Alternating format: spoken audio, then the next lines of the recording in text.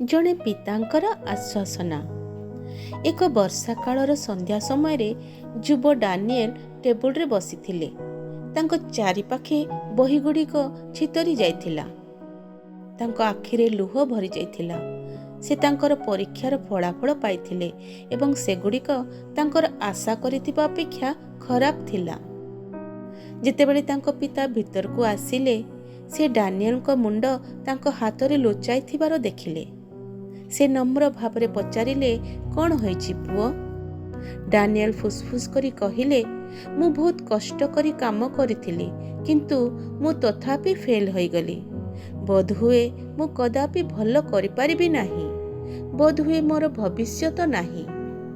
ପିତା ତାଙ୍କ ପାଖରେ ବସିଲେ, ତାଙ୍କ କାନ୍ଧରେ ହାତ ରଖିଲେ ଏବଂ କହିଲେ, ଡାନିଏଲ, ଆମେ ଗତ ବର୍ଷ ରୋପଣ କରିଥିବା ଛୋଟ ଆମ୍ବ ଗଛଟି ତୁମକୁ ମନେ ଅଛି କି?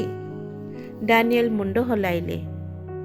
ତାଙ୍କ ପିତା ଜାରି ରଖିଲେ, ପ୍ରଥମେ ଏହା କେବଳ ଏକ ଦୁର୍ବଳ ଛୋଟ କାଠି ଥିଲା।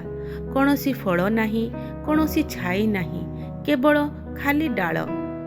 କିନ୍ତୁ ସମୟ, ପାଣି ଏବଂ ଯତ୍ନ ସହିତ ଏହାର ଶକ୍ତିଶାଳୀ ହୋଇଗଲା।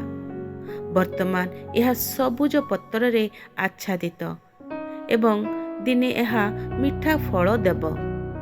କେବଳ ଏହା ଆରମ୍ଭରେ ଦୁର୍ବଳ ଦେଖାଯାଉଥିବାରୁ ଏହାର ଭବିଷ୍ୟତ ନାହିଁ ବୋଲି ଅର୍ଥ ନୁହେଁ। ତାପରେ ସେ ତାଙ୍କ ବାଇବଲ ଖୋଲିଲେ ଏବଂ ନମ୍ର ଭାବରେ ପଢ଼ିଲେ, କାରଣ ମୁଁ ଜାଣେ ମୁଁ ତୁମ ପାଇଁ ଯେଉଁ ଯୋଜନା ରଖିଛି, ପ୍ରଭୁ କହନ୍ତି, ତୁମକୁ ସମୃଦ୍ଧ କରିବା ଏବଂ କ୍ଷତି ନ କରିବା, ତୁମକୁ ଆଶା ଏବଂ ଭବିଷ୍ୟତ ଦେବା ଯୋଜନା।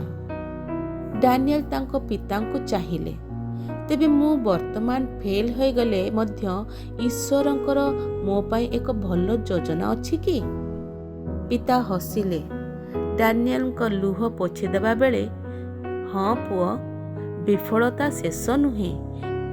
ଏହା ଈଶ୍ୱର ତୁମ ପାଇଁ ପ୍ରସ୍ତୁତ କରୁଥିବା ବଡ଼ ଯୋଜନାର ଏକ ପଦକ୍ଷେପ ହୋଇପାରେ।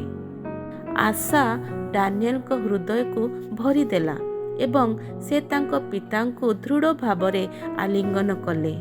ସେହି ରାତିରେ ସେ ବିଶ୍ୱାସ କରି ଶୋଇଗଲେ ଯେ ଈଶ୍ୱର ତାଙ୍କର ଭବିଷ୍ୟତକୁ ନିର୍ଦ୍ଦେଶନା ଦେଉଛନ୍ତି, ତାଙ୍କର ସଂଘର୍ଷ ମାଧ୍ୟମରେ ମଧ୍ୟ। ଶିକ୍ଷା। ଜଣେ ପିତା ଯେପରି ତାଙ୍କ ସନ୍ତାନକୁ ସାନ୍ତ୍ୱନା ଦିଅନ୍ତି, ସେହିପରି ଈଶ୍ୱର ଆମକୁ ସ୍ମରଣ କରାଉଛନ୍ତି ଯେ ତାଙ୍କର ଯୋଜନା ଆଶାରେ ପରିପୂର୍ଣ୍ଣ, ଜୀବନ ଅନିଶ୍ଚିତ ଲାଗିଲେ ମଧ୍ୟ। କାରଣ ସଦାପ୍ରଭୁ କହନ୍ତି, ତୁମମାନଙ୍କ ପକ୍ଷରେ ଆମେ ଯେ ସକଳ ସଂକଳ୍ପ କରିଅଛୁ, ତାହା ଆମେ ଜାଣୁ। ତୁମମାନଙ୍କର ଅନ୍ତିମ କାଳରେ ତୁମମାନଙ୍କୁ ଭରସା ଦେବା ନିମନ୍ତେ ସେସବୁ ଅମଙ୍ଗଳର ନୁହେଁ, ମଙ୍ଗଳର ସଂକଳ୍ପ ଅଟେ। ଯେରେମିୟ 29 ଅଧ୍ୟାୟ 11 ପଦ।